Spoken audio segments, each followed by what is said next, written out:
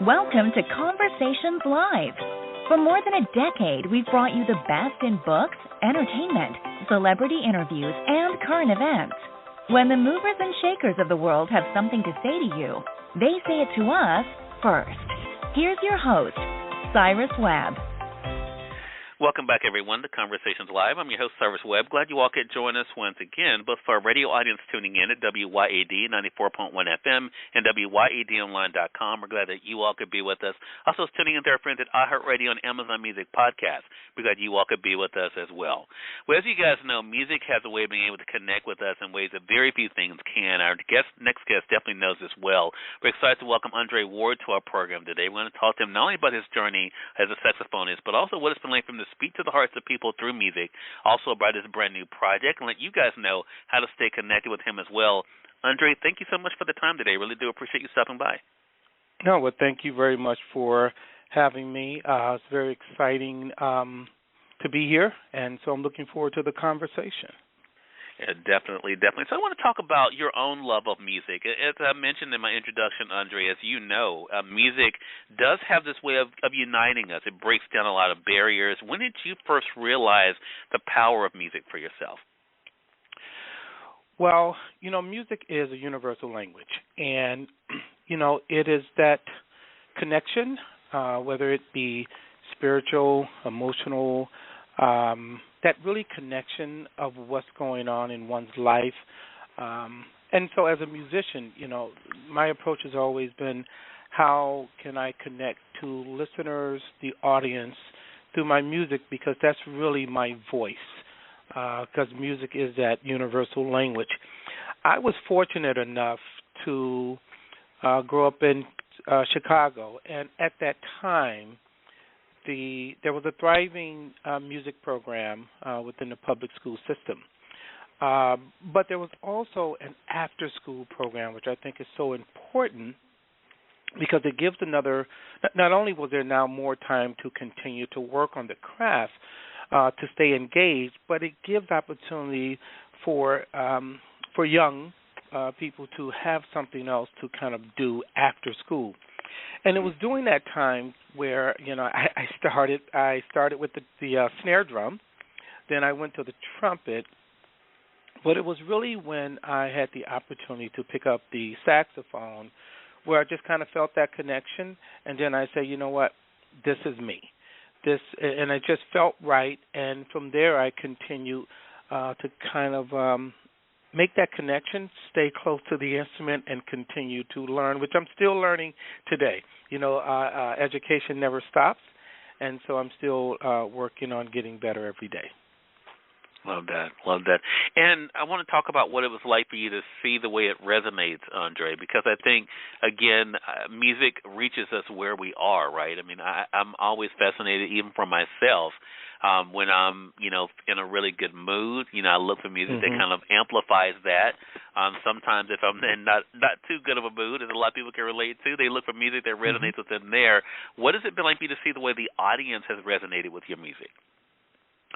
It's been rewarding, and because music is that journey, I feel strongly that music should take you on that journey, and you should be able to connect if you're not having a good day, then there's that music. If you're having a great day, here is some music that can uplift you. But, this is why there are the different genres of music that can kind of help you through, and the power of music. And there's two elements here, Cyrus, that I really feel strongly about. One is the power of music where it connects to one if you're having a bad day or just a down day, and a lot of us might, kind of lean over to a little gospel music to give some uplifting, or jazz, or even classical. It depends on what is that element of music that touch you in a way to inspire you or change that mood. Or if you're looking for something that, you want to be happy, maybe that's R&B. And so when I see the audience connecting to my music in different ways, I feel as a musician, if you don't touch the audience, you haven't done your job. And so it's very rewarding for me to see the audience react. And again, that could be, crying if I'm playing a ballad or, happy and upbeat. The other piece is the connection to the arts that I feel is so important for music education within school systems, because it makes that connection for students to where, if you have the academic structures or challenges within ELA and math, well, music is that other connecting bridge. And, I've always said music is literacy. If you're singing, there's your literacy. Music is math because it counts with numbers. And so there's that connection, too, to where if we can get this in front of young students at an early age, it gives them another outlet at which to build on, but even become musicians.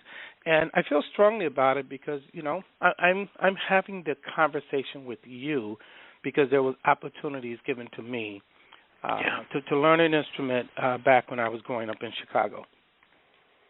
Andre, do you feel from, I think any creative, and I put in this not only, of course, musicians, but also recording artists, painters, poets. I think, when you do something and it's received well, right, I mean, there is that satisfaction that comes from that, from being seen and heard. But also, I think there can be sometimes the thought of, can I do this again? When I was prepping for this segment, I read an article where they were talking about your project, Caution, and one of the things that they said about it was not only, of course, the way it made them feel, but they called it unusual brilliance. When you hear things like that about something that you've been able to do, and then you come up with a new project like with Africa Rising, do you feel that extra pressure as if it will be received as well, or do you just try to bring your best to every project? Well, and thanks for that's a great question. I try to bring my best to every project. Now, of course, you want to make sure that you are giving the listeners what they want. But my approach, because every project is different. Every project is recorded or the songs are written during a different time of your life. And so, for me to say, well, how can I be better or duplicate or make sure I stay on the same level of my previous project? Well, it was a different time when that music was being created. And so I'm always just trying to do my best with the talent that's been given to me, and just kind of create, music that I hope can reach the audience. And there's the emotional connection, the songwriting. With Africa Rising, unfortunately, we were during COVID, and thank goodness that we're all coming out of it. But it was during that time that a lot of the music creation was developed and written. And so Africa Rising speaks to that time where Caution was a totally different, time. Crystal City was a different time. Stepping Up was a different time. And Feeling You was my first project. So, yes, my approach is always how can I do the best at the moment, but what is it musically I want to say now? And so I kind of try to stay in the moment, but also respecting, the tradition, because I love the Cannonball Adderleys, the John Coltrane's, with that influence. But I always try to stay in the moment with songwriting because it should be current, but it also should reflect the message that I'm trying to send because, again, music is a universal language. Exactly. Such a great point. I want to say for those who are just tuning in, is on the radio side or online, you're listening to Conversations Live. We're excited to welcome saxophonist Andre Ward to our program today. We'll talk with him not only about his own love of music, but what's likely for him to share that with all of you. As I mentioned, Africa Rising is his new project that he has given us now. So let's talk about this particular project. Talk to us about how Africa Rising, how it kind of met you, Andre, and what it's been like for you to see since its release at the end of last year, how it's resonated with others. Well, it was a joy to actually, sit there and write and record and you know, see it come out from the start to finish. And again, this was a time during COVID where, a lot of the songwriting, creativity and the think tank was happening. And so, we wanted to so there's 11 tracks on here. We wanted to really have some compositions that was emotional, spiritual, uplifting. Our and believe it or not, our kind of goal was to let's make sure that we can put a project together that can reach anyone from 28 to 80.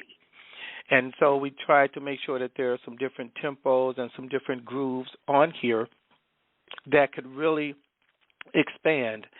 But we also wanted to make sure we took our time because Africa Rising is really a vision. We looked at it as a drive, determination, hope, inspiration, a journey. And the reason that is, Cyrus, is because during the time of COVID, we had no blueprint on how we were going to get out of that. And right. So when writing the music, it was more of that determination. Where's the hope? Where's that inspiration? And this is the journey that we was embarking on. And so, hopefully, the listeners will hear some of that in the music. And when I say journey, there are some, like the first track is Classy Lady. And this is an upbeat tempo. I think it's going to be played at a lot of the barbecues over the summer. It just has that kind of outdoor feel. But then, there's A Kiss of Life, great Sade song. And, that song has been covered before. However, it's probably 3 decades old. But I really wanted to put my spin on it. My Chicago roots, I, love the emotions, and there's the wanted to make sure we paid tribute to the emotions, and we did Don't Ask My Neighbor. There are some collaborations on there with some vocalists. There's the title track, Africa Rising, which, has a really nice beat where I've already had a couple of rappers say, hey, can I just kind of put something on top of this? And so we really tried to approach this with, from musically, to reach a wide variety of listeners, but also stay true to where we were in the moment. And that's where that, dedication, that determination, hope, and inspiration, because it was during a time where we were all indoors. Right, exactly. So I think that is the great thing here, and as we now, of course, are able to enjoy Africa Rising, Andre, we also are able to kind of get an idea of how you, again, continue to speak. I've been very careful in my conversation with you here not to attach a genre to you, but I do want to ask you this because I think sometimes we as people in my industry and media, but also I think some people, even though they mean well, may attach a label that may limit who may choose to listen to something based on, well, I don't listen to that. I don't like that. But I do want to ask you this, though. I'm curious. I'm always curious about this. Do you embrace a certain label? I know a lot of people call you a jazz artist, but is that something you embrace, or do you feel as though labels, even for you, can be sometimes confining? I think a good music or musician and saxophonist, because I really do love the Beethovens. I love the classical music.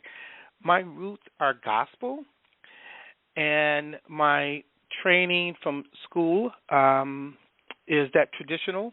I attended Tennessee State University, and then I went to Berklee College of Music. And I try to make sure that all those elements, from gospel to classical to R&B to traditional jazz, is there in my music. So yes, there can be these labels that can kind of place you in one genre, in one corner. But I really consider myself as a musician because the love of music, I just love music, but a saxophonist. And so I try not. I don't label myself, but you can't stop others because they might say saxophonist, jazz saxophonist Andre Ward. I know I've never been called R&B saxophonist Andre Ward, but definitely jazz saxophonist Andre Ward. I think it's kind of natural where individuals put that in front, but yes, labeling can hinder sometimes the project going in different directions. If you're labeling it as jazz, then if you really love R&B or gospel, will you kind of go over to listen? There's a track called Secret Place on Africa Rising, which is about that secret place. It has that gospel feel, gospel approach, but it's about that secret place, that finding that inner place in you. And that secret place can be joy, happiness, through spiritual, through love, through relationships, and it could be the love of Christ. I mean, it depends on where that fits. And so, yeah, not to try to label anything. I think, especially with this project, there's something from the gospel to the R&B to the smooth jazz. There's something for everyone. Right. Such a great point, and that's why we want our audience to check it out. Again, Africa Rising is the title of the project. It is available through our friends at Amazon Music or through your favorite place that you get your music online, so make sure you guys do check it out there. Andre, really great conversation with you today. Really appreciate the time. How can our audience stay connected with you? Well, first of all, I want to thank you for the great work that you're doing, getting all type of messages out in different avenues. I enjoyed the conversation as well. The project is on all streaming platforms, and everyone can stay in contact with me with the IG is at Andre Ward Music, Facebook at Andre Ward Music, and the website AndreWardMusic.com. It's currently under construction, but that's a way that you can stay in contact with me as well. All right, you kept it easy for us. I appreciate that. Andre, yes. Again, really excited to see what's coming up next for you, and definitely looking forward to our next conversation together. I am looking forward to our next conversation, but I am also looking forward to getting close in your place of the woods and performing live. Yeah, would love that. I love that. I mean, definitely a lot of music lovers here in our area, as they are around the country, I know, but definitely keep me posted on that. Would love to have you. Absolutely will do. All right, and we thank your audience for tuning in to another great segment of Conversations Live. Until next time, I'm your host, Cyrus Webb, saying as always, enjoy your day, enjoy your life, enjoy your world. Thank you all for choosing Conversations Live, and let's go make today amazing. Take care.